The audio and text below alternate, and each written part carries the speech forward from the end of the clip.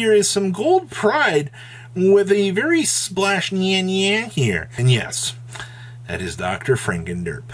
The things that you might not have considered out here for 500, but it's always a ride to see Dr. Frankenderp doing something.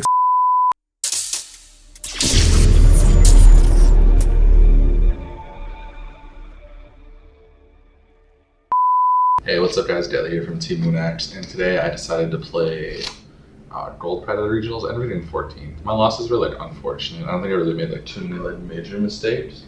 I just ended up having like matches where like my opponents had either insane hands, like completely insane hands, or like I made the correct decision objectively and got punished for it. So let's get into it. I'm gonna show you guys how the deck worked, what I played, and kind of have reasons why. I think this list was really good. I don't think like my losses were real. I also had like a really tough regional. I think I only played Cash or Pearly and then one Vanadium, and I beat the Vanadium obviously. So let's get into it. First off, I played triple Star Leon, triple Gold Pride Leon. Leon's like insane. It's one of the best cards in the deck. You have to play 3 of it. I played 3 carry. Worst case scenario, she's a Descender, but most of the time you're searching the trap throw. I had a couple games I won on just like carry into the trap card, and then pass turn, and then it had hand traps with it, and like that was actually just enough if the trap card went through. 2 roller ballers. I think it's crazy to play 1 because like if it gets banished or it gets removed, you need that second one to actually like continue your grind game. It's also just a level 5 extender. I thought it was so weird when people just play 1 of it. And then 1 Nitro Head. This was just played as a name to get off the Nitro Blaster in case I ever made it. But I didn't come up too much. I like had a couple games where it was relevant where I made like I used it to make like the Punk Synchro, so I could bring back like Deer Note and combo, or I used it to bring up Punisher or just rank A with it. From there I played a really, really small Punk engine, so 3 Xiamen, 2 Foxy, 1 Deer Note, and 1 Sharkusai. I like honestly want to cut this card, because like I never resolved this effective fusion or synchro. It just didn't feel necessary almost ever, because normally people were stopping the combo. They were stopping it like at the Xiamen. If I got drolled, I would not usually have, I would have like not always even gone for Sharkusai. I just think it's the fusion's so fragile. This is basically just a level 3 that you can search, so that if you have to go like Deer Note, grab Xiamen effect, add, like it's there for that, but it never really came up for me, to be honest. From there, 1 Psychic Tracker, 1 Nian, 1 Psychic Wielder, and 1 Dr. Frankenderp. These are your other utility targets. I wasn't gonna play this originally, but I found it in my stuff like a couple days prior, and I was like, man, this card's pretty good. And then like when I was testing, I realized that if you already have the Xiamen, you have E-Telly, you just need something to summon, and you can E-Telly into this, draw a card, and you do it in draw phase, so that it just, 1, it pays life points, so you're paying 500, so it also helps turn on your actual Gold Pride engine. But the other thing with it is that you can do it in the draw phase off E-Telly, so you can play around Droll and still gain card advantage, even like if you get drolled. I didn't really ever have it brick my hands other than like 1 time, but like I had Xiamen in this, so I just pitched this and it didn't really matter. After that, we'll go into our non-engine. For our hand traps, we played triple Droll,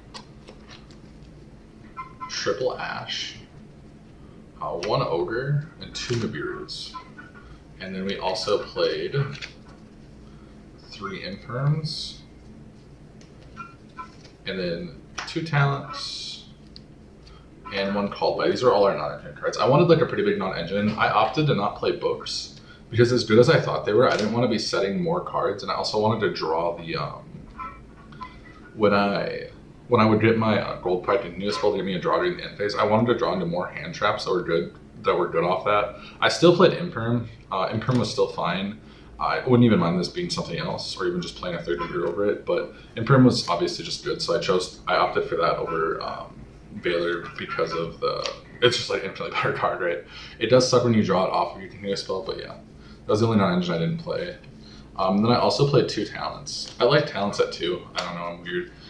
Because if you draw 3, you literally can never get rid of all of them, but if you draw 2, you can pitch 1 off of the Foxy Tune, so it's not that bad. That's just my logic for it. I know it's like not obviously like rare that happens, but I also don't think Talents is like the most broken card, and it can kind of break you. And when you're top decking, if you see Talents, you're really sad. That happened to me like for one of my losses. I drew 2 Talents to do a Nibiru and a simplified game state, and just lost to like Fenrir Beatdown. From there, 3 E-Telly, 2 Gold Pride, Better Luck Next Time, 1 Gold Pride, that came out of nowhere, and then 1 Gold Pride, Start Your Engines. So this is just all the rest of your like engine spell and traps basically. I thought about putting this at 3, but it really sucks when you see this and you don't really want to search this card all the time. However, I think this is just better at 3, just because like seeing it means you actually have to play the game. Whereas there's sometimes where I would just see like AZ Amin. I think all of them are. One of my losses was both games. I only saw AZ Amin. It got ashed and I couldn't do anything. And I really wish I was playing this so that like it also helps you unbreak your Gold Pride hands when you draw like only Gold Prides. But I also want to see this card because it's just like guarantees you to carry and carries like the win condition of this deck. My only real concern with it is that like Droll exists. I think at one point I had drolled for 8 games in a row. I still won all those too, which is ridiculous, but yeah. Droll is nasty for this deck. You can play around it. My list was built to like play around Droll specifically. That's why I didn't run a lot of punk cards, because all the extra punk cards, when Droll exists and is popular, are just terrible. It is so bad to get Drolled when you have when your hand is like Z-Amin plus like plus the Wagon, and you get Drolled. Like the Wagon is just a blank card now essentially. It's just a level 3 and you can't even special summon it because you can't get to the field spell. I didn't want to have that happen at all. That was like my main concern with playing all the extra punk cards, is that like post Droll they're bricks and like you don't want to see the field spell or trap. I played 1 Psychic Hand Punisher, 1 Amazing Dragon, 1 Draco Berserker, 1 Dragite, 1 Jam Dragon, and 1 Leon. This card's insane. Like I genuinely think this card is like really good. Like I carried most of my games on the back of Leon popping stuff, because like it's the freest card to go into. Like you're normally on so often, you almost always have carry, and you're a lot of times detaching for Chariot carry on your turn anyways. This card was just insane. I almost want to play 2, but I felt like like you can just bring this back with Star Leon. The only concern was like Unicorn ripping this from your extra deck or it getting banished. But yeah, this card's broken. Definitely the best card in the extra deck for me all day, besides like Jam Dragon. I think like the 2 most made cards in the extra deck were Star Leon and Jam Dragon. Everything else was niche. Like versus Pearly, I'd make Dragite. Versus Kashtira, if I wanted a Synchro and I already had like all my access at any junker, I would want to Draco Berserker, which is kind of like where they were, because Draco Berserker just like eats one of the Kashtira monsters, and it's also just too big for them to run over effectively. So for them to out it, they have to go attack. So they for them to out this card like efficiently, they have to go attack and then battle phase. They have to banish, and you just banish their card with Draco Berserker. So that was like how I was playing my ranked 8 engine. And then 1 Fortune Tune, 1 Cicada King, 1 Break Sword. I was just looking for like a generic rank 3 that would help me like crack boards. And one of the things I realized is that like if I Dark Lord them or burn their interactions and I went to Break Sword, I could like clear a back row. I could like pop a card, swing in with this, and then have a Zeus for the follow up like breaking. Like I thought this card was just like almost necessary. And you play the continuous spell, so it's like you pretty commonly have a card to remove with it.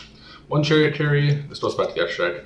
I don't think I really ever made 2 of these unless like we were in a game that I was already winning.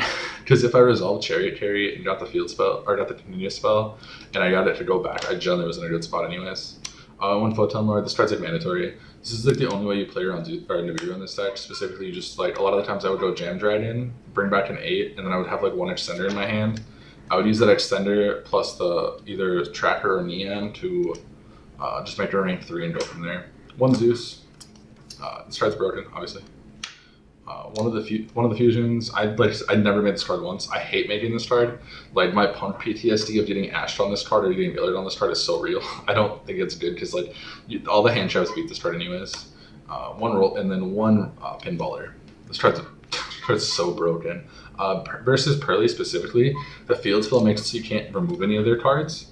But you go Rollerball, you can eat their actual Pearly monsters now with Rollerballer that you couldn't have before because of the non-targeting. I hate that field spell with a passion. One of my losses was literally just my opponent drew field spell both games and I did not open well. Like one game I got Nib Ash Drolled and basically just ended on like the opponent trap card and like a Cyclone, and I Cyclone the continuous spell, and then I had the punk trap card, and I was like, okay, cool. So I knew the rest of his hand because he only had 2 cards in hand. So I was like, no matter what, he can't do. And he like Perlili added the continuous spell. I was like, cool. So no matter what, the only thing I lose to is if this is a quick play spell that in his hand, and he goes quick play spell to special Pearly and hit the field spell. I was like, this is the only route I lose to, and that's exactly what happened. It was ridiculous.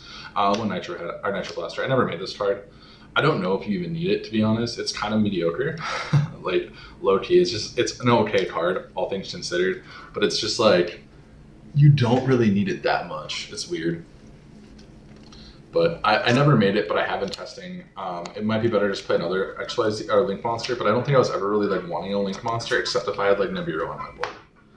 So maybe you play the for hire Link too. That could work, I guess. Otherwise, I don't know. It just never felt necessary. You could even just cut this for more synchro options. Even a second Star Leon would be nice sometimes over that.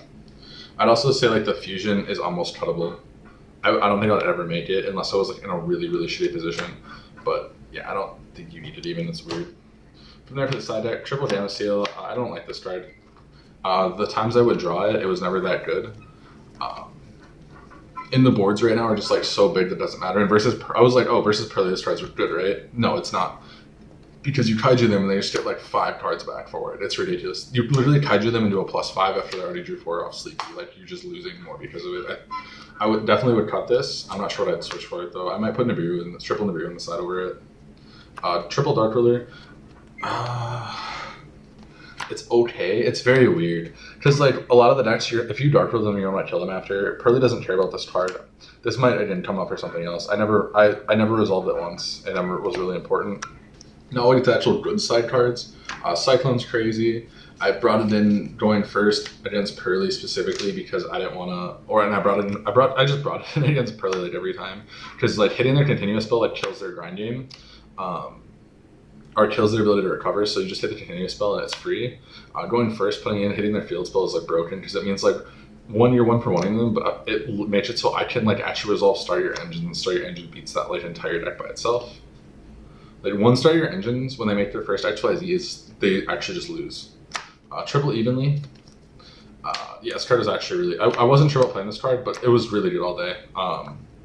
Against Pearly, if you just like evenly them and they only have Noir up, they don't have recovery at all. They're like usually like fairly far out of resources unless they got to unless they're like Noir full combo, but you're playing hand trap, so you usually just like hand trap them into like them ending on like a mediocre, like a bunch of like Pearly cards are like a beauty, and you just evenly them and the game is not free.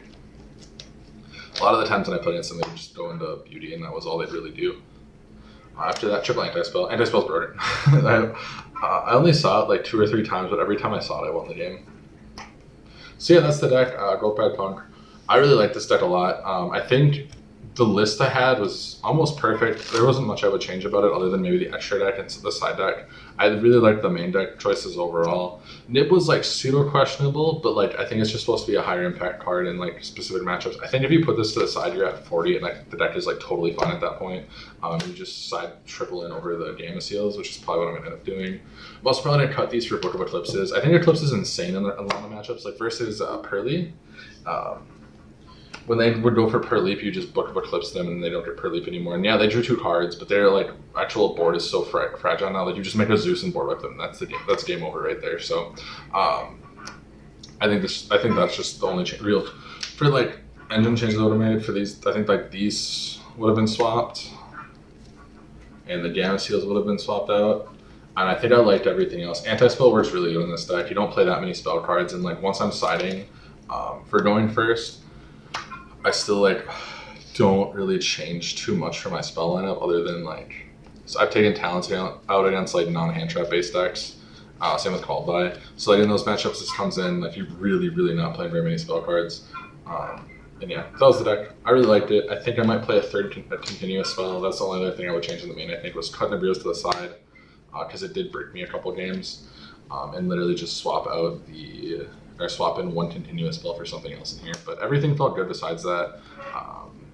Neon was like actually like just one of the craziest cards. I didn't think I mentioned this, but you would go Jam Dragon, send this, and then you would like special carry Neon, come back, and then now like every turn you summon a level 3, you just get a rank 3 for free. It's so strong in this deck too. It's also a great E-Telly target. So like if you open multiple E-Tellys, like I had one game where I went like Xiamen. I had like Drop Face Frankendirt, normal summon Xiamen effect, and then I E-Tellied in like the rest of my combo and like got to summon Neon back once too. So I got like a normal summon, I got like special Neon overlay, special summon it back, and like I got to just make the entire like Cicada King, Galaxy Eyes, Rollerballer, everything like all in the world plus a draw and set up, and like my opponent like looked at the board and just scooped. And because Nian just comes back every turn, it means like your grind game becomes infinitely better. So I think this deck is really good. I think if I had gotten like more like a normal regionals, I had a pretty like competitive tough one. Like I played against like only good players the whole day. And I only played against like meta. I think if I had like a more normal experience and I didn't get like varianced by having to like play against the best decks over and over again, I never really got a break all day, which was fine. I still beat most of them, but I took a loss to Cashier and Pearly, and like just like they high rolled the fuck out of me because at some point that I feel like when you just play against the same deck a lot, if your matchup's only like 50-50 or like 55-45, you're eventually just gonna get high rolled by them. It just is what it is. I think this deck beats both those decks like pretty well, other than like I wish I would have played Eclipses specifically for Pearly. But actually like my hand trap lineup and the amount of interruptions I played was usually just enough to beat them. And going first, both those decks literally lose to a single start your engines. There's so many games where I went like start your engines tribute and they would go like birth, bring back like unicorn, and then unicorn add, and then I would go, okay, chain Castrosis to, or chain my rollerballer to the Castrosis, summon rollerballer. They can't respond now, other than like unicorn. You just get to eat Fenrir and unicorn. It's just, yeah, this deck has such good matchups into both those decks. This card also just destroys the Pearly deck too if they don't get to the field spell, because like you pop a Pearly summon, you pop the first extra Xenome, and then you get to bring out your Rollerballer and then eat their other two monsters, and all of that is basically going to be without them having continuous spell. Yeah, the Rollerballer just eats the Pearly cards super hard. So anytime you resolve start your engines against like any deck, you can eat like you get rid of 3 of their monsters and they just can't win from there. So yeah, that's the deck profile. I hope you guys enjoyed. I would definitely say try this deck out. It is really, I would say it's very complicated to pilot because your lines and your interactions are so much different than other decks. But once you're good at this, the deck feels just nasty. I love this deck already. I'm probably just going to continue playing this for the foreseeable future because it is good into both the meta decks. But thanks for watching. I'll see you guys later. Bye.